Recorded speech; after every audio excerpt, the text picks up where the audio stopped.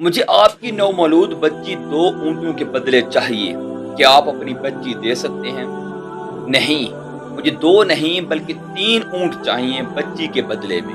और फिर पहले वाला शख्स कहता है कि बिलफर्ज मैं आपकी बच्ची नहीं खरीदता तो आप अपनी बच्ची के साथ क्या करेंगे?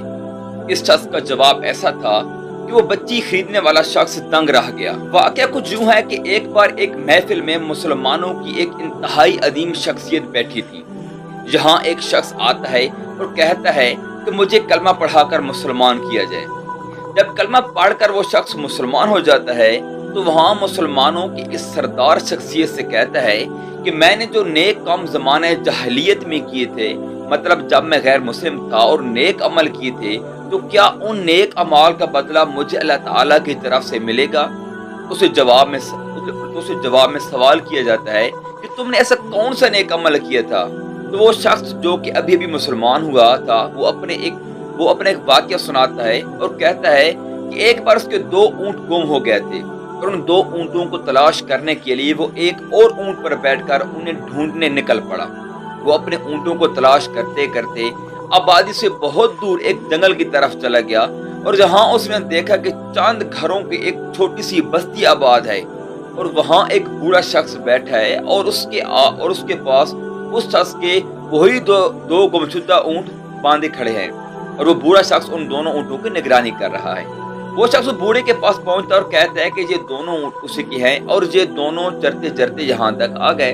अरबों के बारे में तो आप जानते ही होंगे कि ये इंतहाई मेहमान नवाज कौम है। तो उस बूढ़े शख्स ने उस ऊँट ढूंढने वाले शख्स के लिए पानी मंगवाया, खंजूरी मंगवाई और ऊँटों के बारे में बातचीत करने लगे।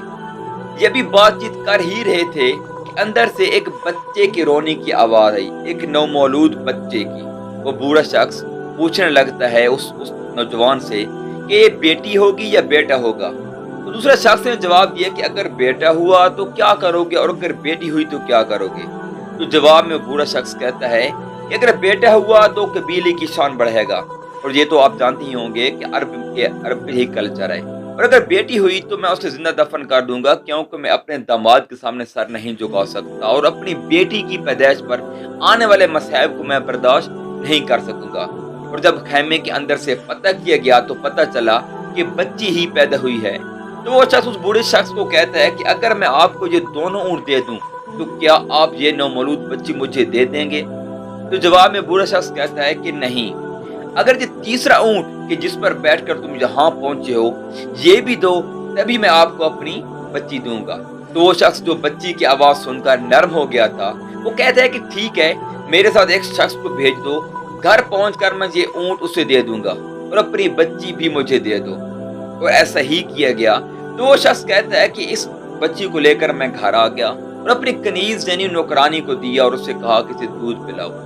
बच्ची जब थोड़ी बड़ी हुई तो मेरी दाढ़ी के साथ खेलने लगी और मुझे बड़ा प्यार आता और मुझे उस नेकी और अच्छे अमल की आदत सी हो गई और मुझे इतना अच्छा और सुकून महसूस हुआ कि मैं इसी काम में लग गया और पता करता कि कौन से कबीले में बच्चियों को दफन किया जाता है।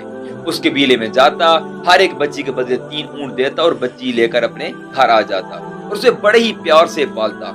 इसी तरह करते करते मेरी हवेली में 360 बच्चियां हो गई कि जिनको मैंने ऊँटों के बदले लिया था। अब वो शख्स उस मुसलमानों की अजीम शख्सियत जो कि मोहम्मद रसूलुल्लाह सल्लल्लाहु अलैहि वसल्लम थे उनसे कहता है कि या रसूल अल्लाह, क्या मुझे मेरे इस अमल पर अल्लाह ताला अजर देगा? लिखे वाले लिखते हैं कि ये सुनकर हुजूर सल्लल्लाहु अलैहि वसल्लम का रंग बदल गया, दाढ़ी मुबारक आंसू से तर हो गई और आप सल्लल्लाहु अलैहि वसल्लम ने उस शख्स को जो कि हजरत सअसा बिन नाजिया रजी अल्लाह तआला अन्हु थे उन्हें सीने से लगाया और उनका माथा चूमा और फरमाया, ये तुझे अजर ही तो मिला है, रब ने तुझे दौलत ईमान अता कर दी है। और साथ ही मोहम्मद रसूलुल्लाह सल्लल्लाहु अलैहि वसल्लम फरमाते हैं कि ये तेरा दुनिया का अजर है और तेरा रसूल सल्लल्लाहु अलैहि वसल्लम का वादा है कि क़यामत के दिन रब्बे करीम तुम्हें खजाने खोल कर देगा।